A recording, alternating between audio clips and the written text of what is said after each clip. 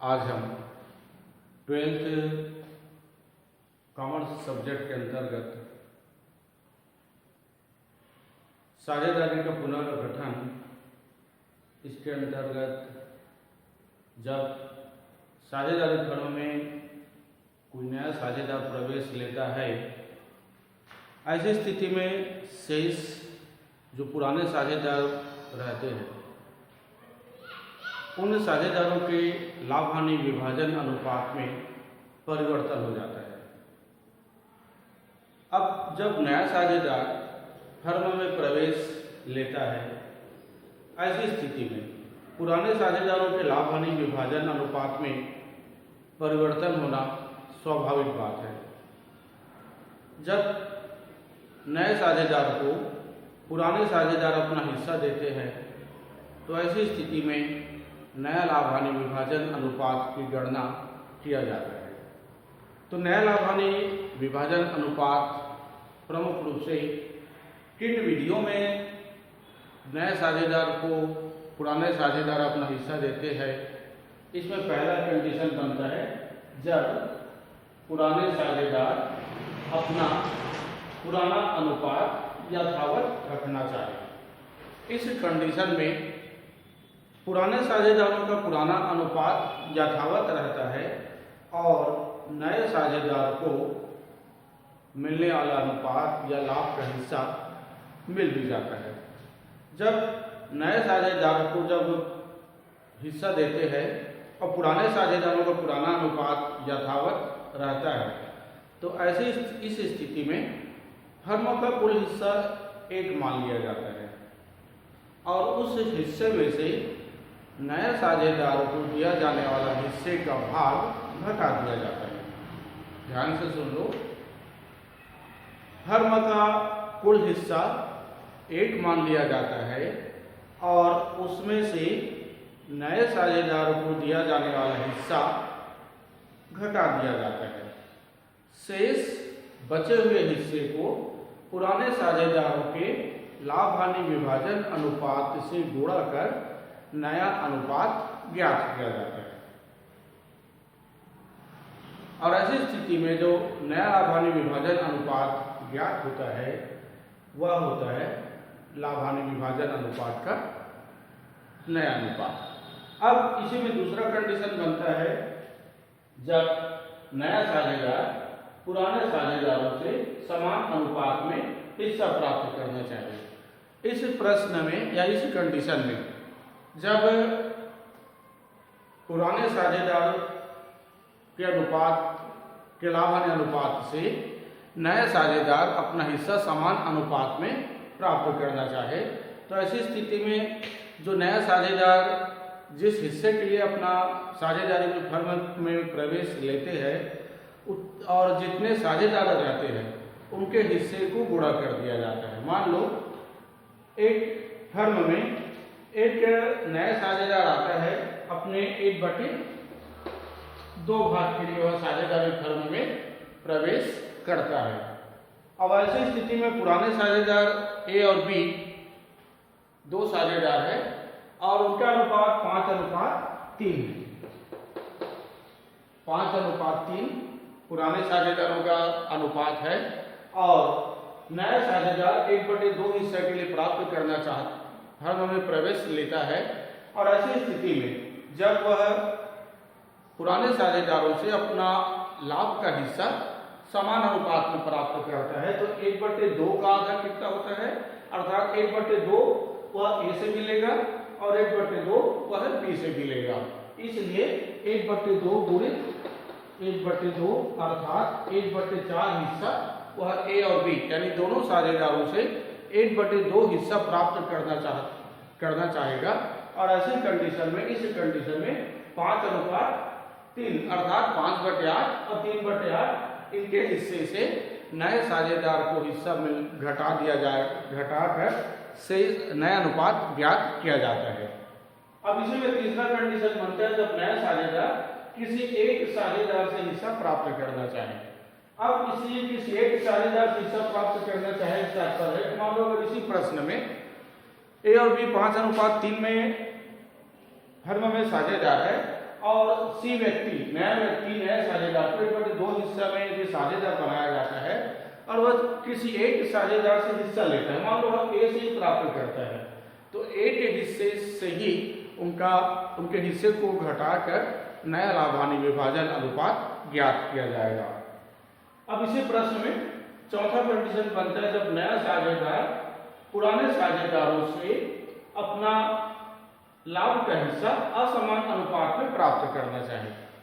अर्थात नया साझेदार पुराने साझेदारों से अपना लाभ का हिस्सा पुराने साझेदारों से असमान अनुपात में प्राप्त करता है।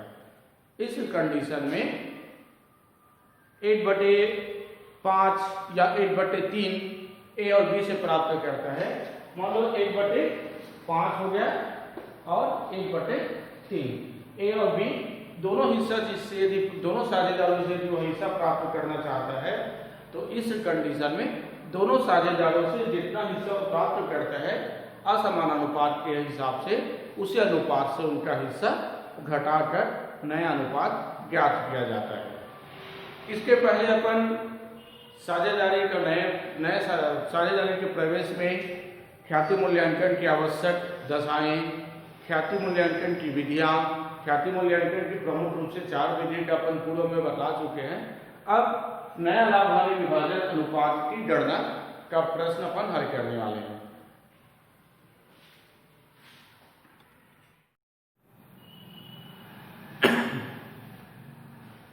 अब हम आते हैं लाभ हानि अनुपात विधि के हिसाब से नया लाभ हानि अनुपात ज्ञात करना। प्रश्न है अ, ब और स का लाभ हानि विभाजन अनुपात 3:2:1 है।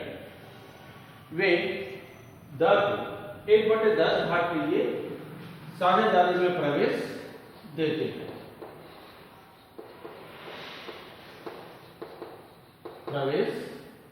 हैं।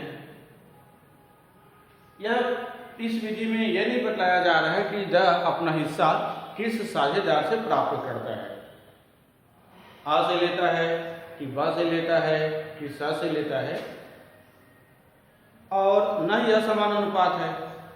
ऐसी स्थिति में पुराना अनुपात यथावत रहे, इस विधि से प्रश्न हल करते हैं। यानी पहला विधि, जब नया साझेदार पुराने साझेदारों का पुराना अनुपात यथावत रहता है। इस कंडीशन में मान लिया जाता है कि पुराने फर्म यानी फर्म का कुल हिस्सा 1 है। प्रश्न अपन हल करते हैं। माना फर्म का कुल हिस्सा या कुल लाभ का भाग 1 है। अब द का हिस्सा 1/10। अब इस 1 में से अर्थात 1 में से 1/10 इसे माइनस कर दिया जाएगा, तो शेष हिस्सा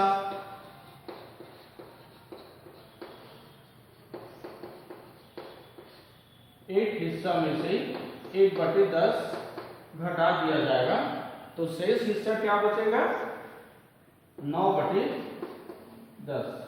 अब इस 9/10 को पुराने साझेदारों के पुराने अनुपात में अर्थात लाभ हानि अनुपात में गुणा कर नया लाभ हानि अनुपात ज्ञात किया जाएगा। अब इस 9/10 को पुराने साझेदारों के हिस्से से गुणा कर दिया जाएगा, तो आ का नया लाभ अनुपात के लिए 3:2:1 3/6 गुणित 9/10। अब इसका गुणा करने पे 9 दिया 27 और 10 दहम 10 छक्के 60। अब आ का हिस्सा हो गया 27/60 ब के लिए ब का नया लाभ विभाजन अनुपात हो जाएगा, लाभ अनुपात।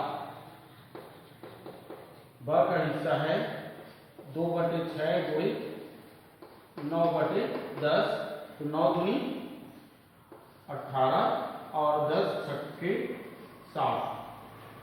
स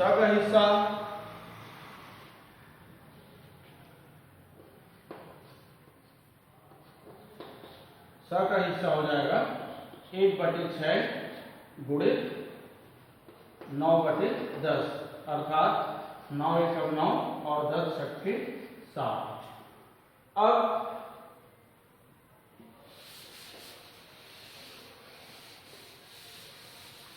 द को 1/10 भाग के लिए जब साझेदारी में प्रवेश देते हैं, यहाँ पे हर में आता है 60, तो 10 का पहाड़ा इतना बार पढ़ो कि 60 आ जाए। तो 6 एकम 6 और 6 दहम 60। अब अनुपात ज्ञात हुआ। अ के लिए 27/60, ब के लिए 18/60, द का हुआ, स का हुआ 9/60 और द का हुआ 6/60। अब इसको अपन और छोटा कर सकते हैं। तो छोटा करने के लिए 27 अनुपात 18 अनुपात 9 अनुपात 6। अब ऐसा कोई पहाड़ा पढ़े ये जो सभी विभाजित हो जाए, तो 3 के पहाड़ा में यह सभी विभाजित हो जाएगा। 3 नियम 27, 3 छक्के 18, 3 तिया 9 और 3 दूनी 6, और उत्तर हो जाएगा 9 अनुपात 6 अनुपात 3 अनुपात 2। इसी को अपन बड़े रूप में यदि बोलना चाहे तो 27 अनुपात 18 अनुपात 9 अनुपात 6 होता है। इस तरह से जब पहला कंडीशन, जब पुराने साझेदारों का पुराना अनुपात यथावत रहता है, 3 तिया 3 दूनी 3 एकम 3, अर्थात पुराने साझेदारों का पुराना लाभ हानि अनुपात पूरा यथावत रहता है और नए साझेदार का हिस्सा भी ज्ञात हो जाता है। अब इसी में यदि दूसरा कंडीशन बनता है, जब पुराने साझेदारों से नया साझेदार अपना हिस्सा समान अनुपात में लेना चाहे, तो इस कंडीशन में अपन प्रश्न हल करते हैं।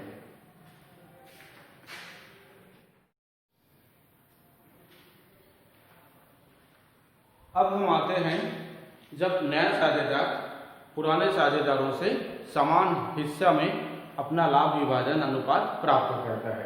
प्रश्न है अ और ब का लाभ हानि विभाजन अनुपात 5:3 है। स को 1/10 भाग के लिए वह साझेदारी में प्रवेश देते हैं, तो नया लाभ हानि विभाजन अनुपात ज्ञात कीजिए। स अपना भाग अ और ब से समान अनुपात में प्राप्त करता है, अर्थात इसमें नए साझेदार को प्राप्त होने वाला हिस्सा पुराने साझेदारों से वह समान अनुपात में अपना हिस्सा प्राप्त करता है। तो 1/10 भाग